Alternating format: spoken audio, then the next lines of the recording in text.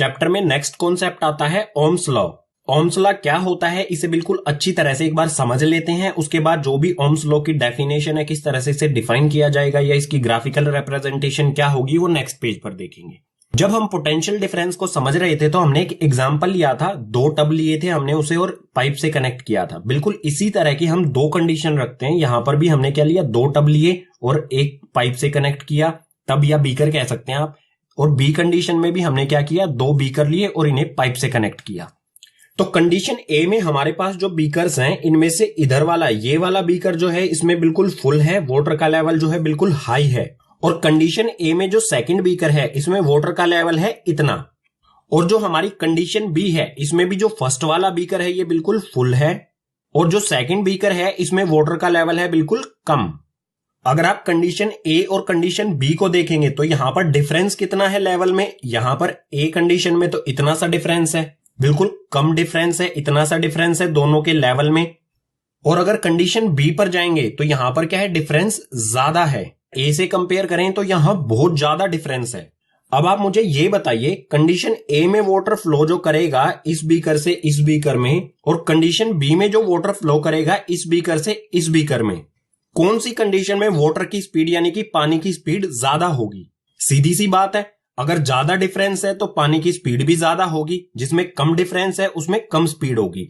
तो ए वाले में स्पीड कम होगी क्योंकि कम डिफरेंस है, और बी वाले में स्पीड ज्यादा होगी क्योंकि डिफरेंस ज्यादा है। बिल्कुल इसी तरह से है ओम्स लॉ। पोटेंशियल डिफरेंस अगर ज्यादा होगा, पोटेंशियल डिफरेंस अगर ज्यादा है तो जो करंट है, करंट यानी कि चार्जेस का फ्लो, वो भी क्या होगा, ज्यादा होगा।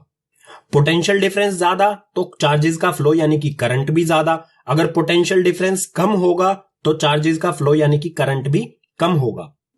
सो पोटेंशियल डिफरेंस बढ़ेगा तो करंट भी बढ़ेगा, पोटेंशियल डिफरेंस कम होगा तो करंट भी होगा। तो सिंपली मैं इसे किस तरह से लिख सकता हूं, V directly proportional to I। Potential difference यानी कि V जो है वो डायरेक्टली प्रोपोर्शनल होगा I यानी कि करंट के। यही है हमारा ओम्स लॉ, या फिर कह सकते हैं ओम्स लॉ की मैथमेटिकल एक्सप्रेशन। अब जो यहां पर प्रोपोर्शनल का साइन लगाया है, इसको हटाने के लिए जरूरत होगी एक कांस्टेंट टर्म की। कांस्टेंट टर्म में हम लेंगे कंडक्टर की प्रॉपर्टी, या फिर कह सकते हैं किसी भी वायर की प्रॉपर्टी यानी कि रेसिस्टेंस, जो कि एक कांस्टेंट टर्म होती है। सो प्रोपोर्शनल का साइन हटा के मैं लगा देता हूं इक्वल्स का साइन, और यहां पर V इक्वल्स टू में I R हो जाएगा। R यहां पर क्या है, R है यहां पर रेसिस्टेंस। अब ये रेसिस्टेंस जो है ये 3 जगह पर आ गया है। जब एमीटर पढ़ रहे थे, वोल्टमीटर पढ़ रहे थे, अब फिर से आ गया यहां पर। तो रेसिस्टेंस को भी समझेंगे ओम्स लॉ को कंप्लीट करने के बाद। ओम्स लॉ की मैथमेटिकल एक्सप्रेशन को पीछे वाले पेज पर समझने के बाद अब बात आती है ओम्स लॉ को डिफाइन किस तरह से किया जाएगा, या फिर ओम्स लॉ की डेफिनेशन क्या होगी। तो डेफिनेशन हमें यहां दी है, potential difference across 2 points of a metallic conductor is directly proportional to current passing through the circuit provided its temperature remains constant. कोई भी हमारा मेटेलिक कंडक्टर या मेटेलिक वायर होता है, उसमें जितना भी पोटेंशियल डिफरेंस है वो डायरेक्टली प्रोपोर्शनल होता है जो भी वायर में करंट पास हो रहा है उसके। और यहां पर एक कंडीशन और दी गई है कि जो भी हमारा कंडक्टर है या जो भी वायर है उसका टेम्परेचर जो है वो कांस्टेंट रहना चाहिए, यानी कि वायर जो है वो हीट नहीं होना चाहिए।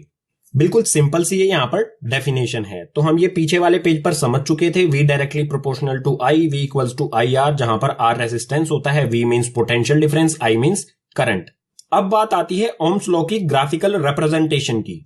ओम्स लॉ में जो ग्राफ बनता है वो एक्स एक्सिस पर हम I को लेते हैं और Y एक्सिस पर V को लेते हैं। तो जो ग्राफ बनेगा वो बिल्कुल स्ट्रेट लाइन होगी। किस तरह से, बिल्कुल इस तरह से स्ट्रेट लाइन आएगी।